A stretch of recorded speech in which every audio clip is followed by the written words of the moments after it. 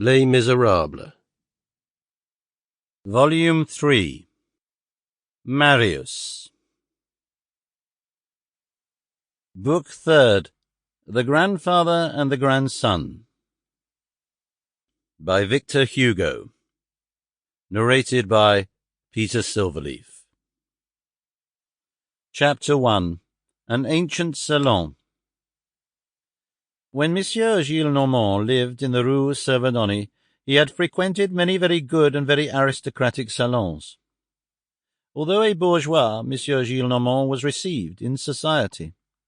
As he had a double measure of wit, in the first place, that which was born with him, and secondly, that which was attributed to him, he was even sought out and made much of.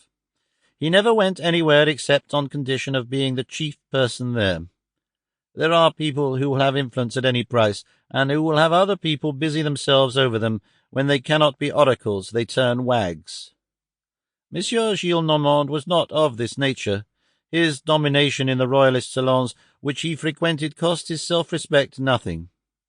He was an oracle everywhere. It happened to him to hold his own against Monsieur de Bonald, and even against Monsieur Benny Puy-Vallée.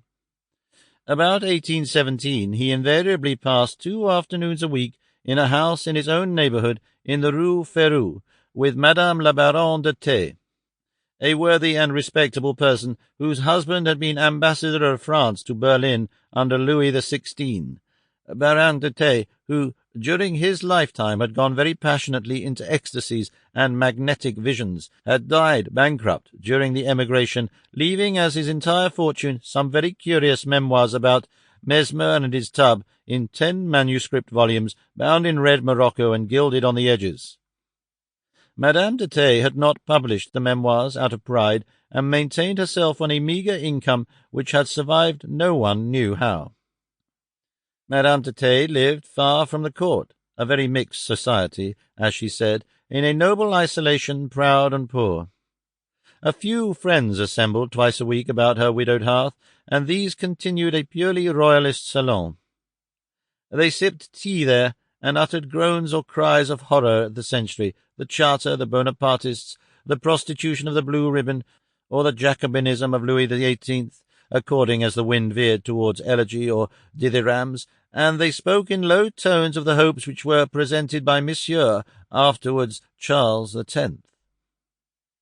The songs of the fishwoman, in which Napoleon was called Nicholas, were received there with transports of joy. Duchesses, the most delicate and charming women in the world, went into ecstasies over couplets like the following address. Sample complete. Ready to continue?